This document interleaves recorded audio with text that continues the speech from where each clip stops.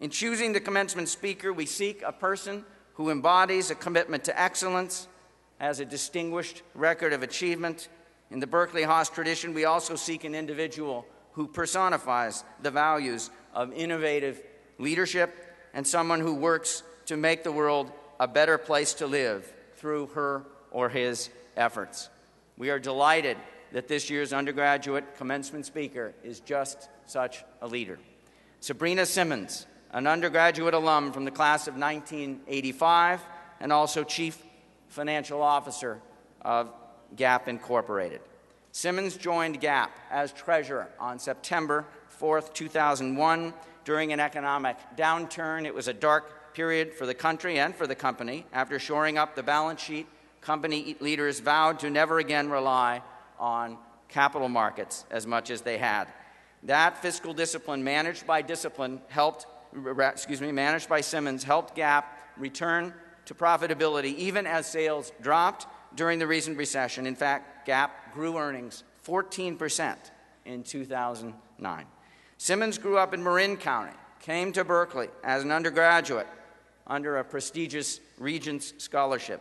After earning an MBA at UCLA, she landed in corporate accounting at HP, Hewlett-Packard, and then at USL Capital, a Ford subsidiary. Simmons went on to become assistant treasurer at Levi Strauss & Company, where she spent several years before taking the CFO post at British genetics company Sygen International. But she missed the apparel business. She jumped at an opening in the treasury seat at Gap, actually as treasurer. Gap was co-founded, as you know, by another Haas School alum, the late Don Fisher, BS 1950. Sabrina lives in Marin County with her husband, also a Haas alum. Their 3 children, the oldest of which will be a freshman at Berkeley this fall. Congratulations.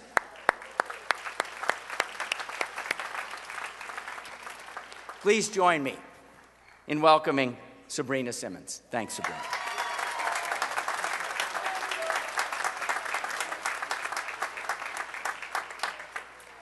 Good morning, everyone. I am so thrilled to be here today. This is a huge milestone in your lives, and I'm so honored to share it with you and your families and the incredible faculty that have all supported you in getting here. I love Berkeley. I love the city, which is so rich in diversity and inclusion. I love the university and this amazing business school, which embodies so much of what is special about this place. Like you, I sat in this beautiful Greek theater 25 years ago, nearly to the day, filled with joy and some trepidation about graduating and moving forward to the next phase of life. But I also felt a sense of quiet confidence entering that next phase with a great education and a strong set of values, many of which were shaped at this very institution, an institution that has continued to change and improve over the years since I graduated. As evidence of his commitment and strong leadership, Dean Lyons has invested energy and time in creating a strategic plan to continue to evolve the Haas School in a manner that will maintain its prominent stature.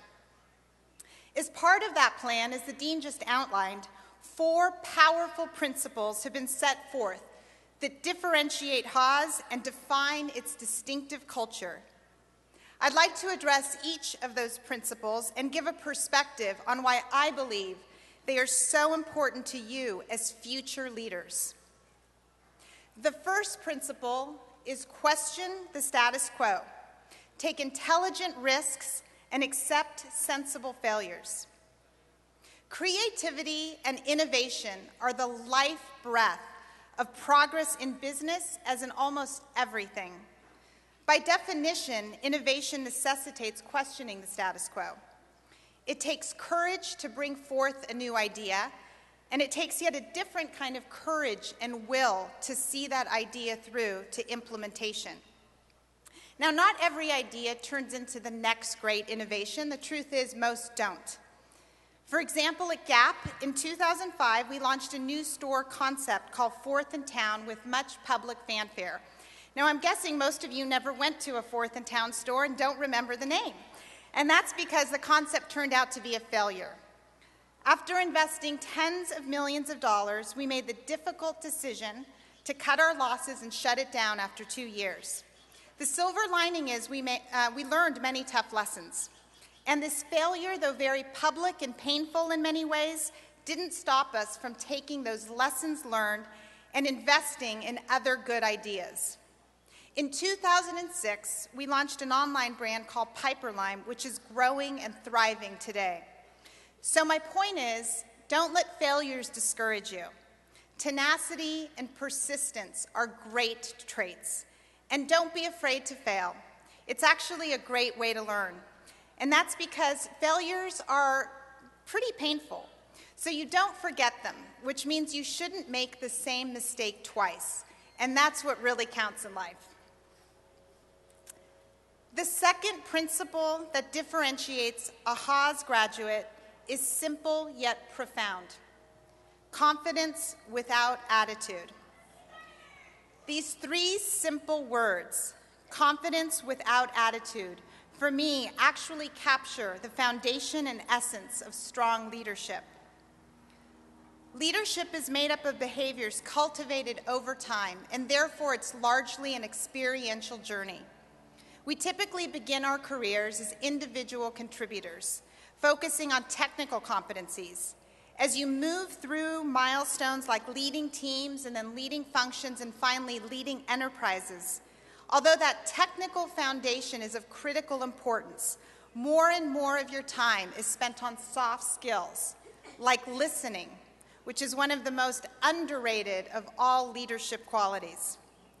Influencing all sorts of stakeholders, the toughest of which will be your peers. Communicating about where we're headed, why it's important, how we'll get there.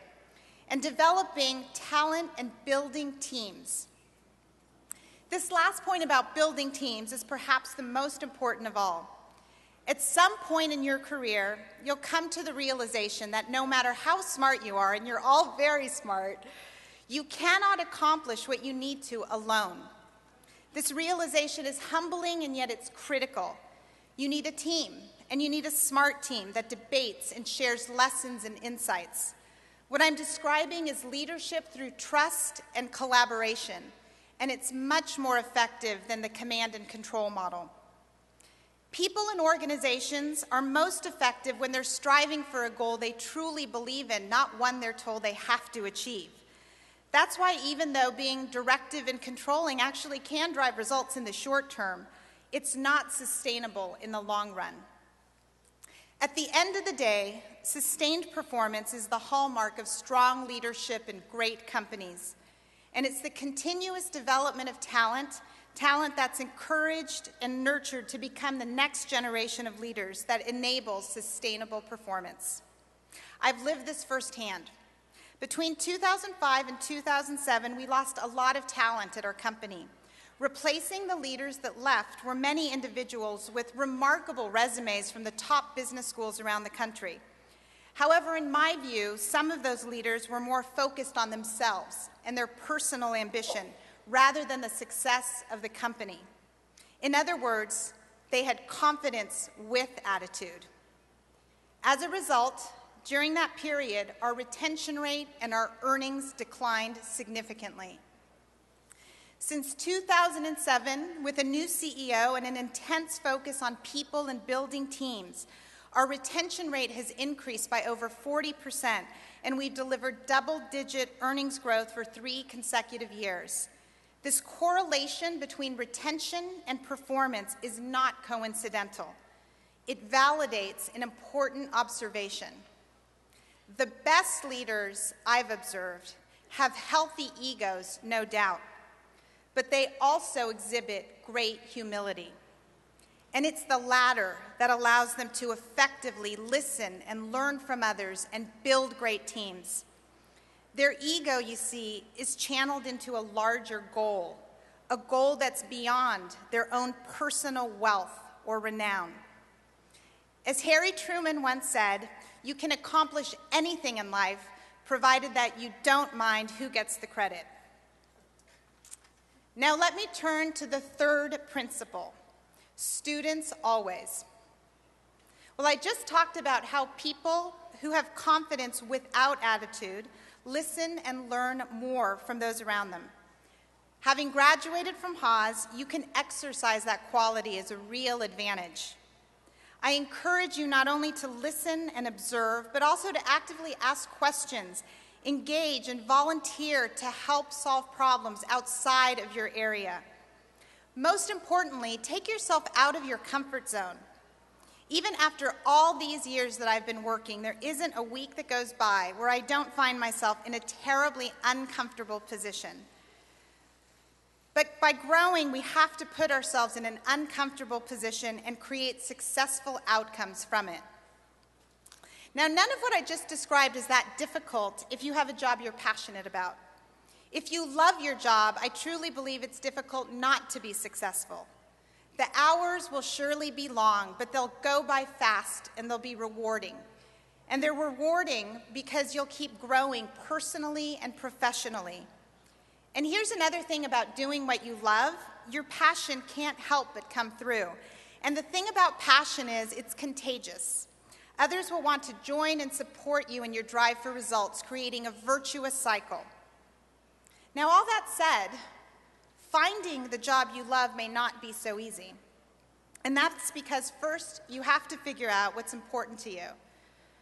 Through a long process of elimination, really, I finally figured out what environment fulfilled me. And it was a combination of a couple of factors. The right cultural fit in a fast-paced and dynamic environment, and for a company whose product I truly felt passionate about. Now, personally, I'm obsessed with clothes. So how lucky am I to have ended up in apparel retailing at the Gap? But here's the thing, I didn't land a job I loved until I was 30 years old, and that is not unusual. Don Fisher, the founder of the Gap, didn't open the first Gap store until after he turned 40. So don't despair if you don't find your life's passion in your first job. Just stay open to learning and don't settle. Keep going until you find what you love, and when you do, you'll know it's right. And now the fourth and final principle that distinguishes a Haas graduate: beyond yourself, leading ethically and responsibly. You're entering a new milestone in your life at a unique time. The country is slowly emerging from a deep recession. We've learned many lessons since the fall of 2008 about how to conduct ourselves in business and how to manage risk. You're fortunate to have studied those lessons and now have a responsibility to incorporate those learnings as you take on the challenges of the future. I've had the good fortune of spending most of my career at two local companies, Levi Strauss & Co. and Gap Inc., whose founders, the Haas and Fisher families, are great role models for thinking beyond yourself. These families and the globally recognized brands they've built have shown me at a very personal level that there need not be a conflict between good business and good values. As a company, I'm not here to claim that we have it all right. We don't. But Don and Doris Fisher's philosophy of making a positive difference in our communities is an important part of our company's culture. And what I can tell you is there is an earnest desire and consciousness to do the right thing. With every new recruit that enters our organization, the movement grows stronger. Whether it's as big and complex an issue as how we support progress in the working conditions where our clothes are manufactured, or issues like how we make our stores and buildings more energy efficient and green. Don Fisher passed away last September, a few weeks after Gap Inc.'s 40th anniversary celebration. Like the great leaders I've observed and described earlier, humility was part of Don's legacy. In his last days, when he spoke to us about his greatest achievement, he spoke not about financial success, but about the many lives he and Doris touched around the world thanks to the success of the company.